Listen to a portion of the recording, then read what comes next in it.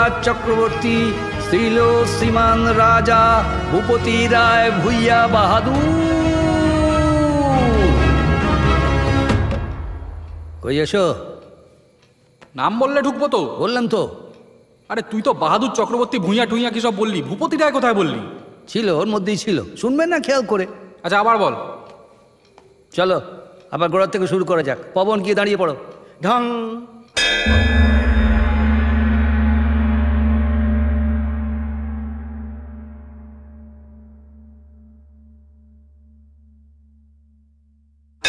এসে গেছে, এসে গেছে। পবন দাঁড়িয়ে পড়ো, দাঁড়িয়ে পড়ো। সাহস দাঁড়িয়ে পড়ো, দাঁড়িয়ে পড়ো।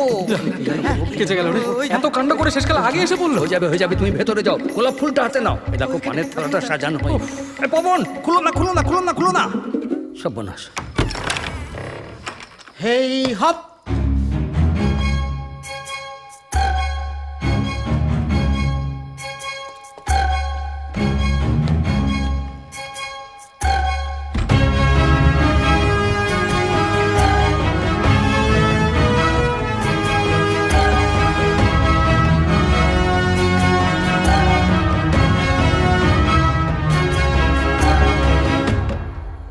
ব্যাগটা হুজুরের হাত থেকে নিতে পারোনি, বেয়াদব কোথাকার। ব্যাগের কথা তো আগে বলে দাও। চাপড়াও না, মানে আরে আরে গুস্তাখি মাফ হয় হুজুর, নতুন নফর জানে না।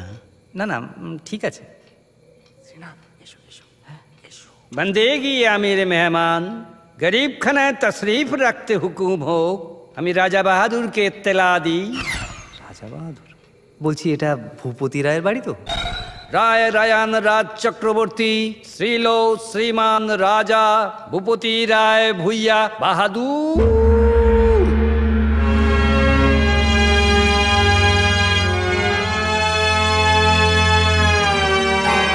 এ কি সঞ্জীব? যাক বাবা, ঠিক জায়গাতে এসেছি তাহলে। আমি তো ভাবছিলাম নির্ঘাত কোনো ভুল বাড়িতে ঢুকে পড়েছি। আরে তুই এখন এখানে কোত্থেকে কি করে? আরে বলছি দাঁড়া একটু হাফ ছাড়তে দে, সারাদিন যা ধকল গেল। আরে এই সাহা ব্যাগটা রাখো, মনোয়া স্ট্যান্ডার্ডিস বাবা, ও আমার কলেজের বন্ধু সঞ্জীব। তিনি নন? আরে না না, ইনি তিনি নন। তিনিটা আবার কে রে? আছে একজন বাড়ি দেখতে আসছে, তার জন্যই তো এত আয়োজন। 8টা বাজে কিন্তু। সে কি? 15 মিনিট বাকি আছে। দাঁড়িয়ে পড়ো সাহা, দাঁড়িয়ে পড়ো, দেরি করো না। শুধু সাহা দাঁড়ালেই হবে? বাকিরা তো এতক্ষণে রান্নাঘরে চলে গেছে, পাগড়িও খুলে ফেলেছে বোধহয়। সর্বনাশ।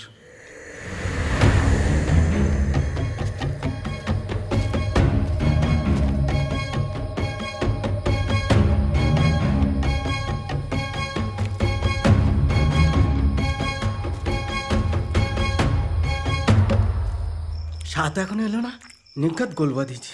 ও মমতা আছে, ঠিক সামলে নেবে।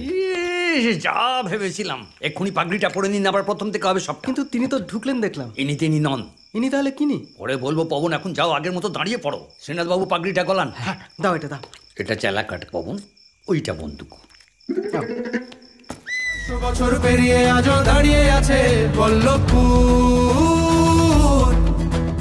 ভূত মানুষে আলাপ বিলাপ প্রেমও আছে বল্লভপুর।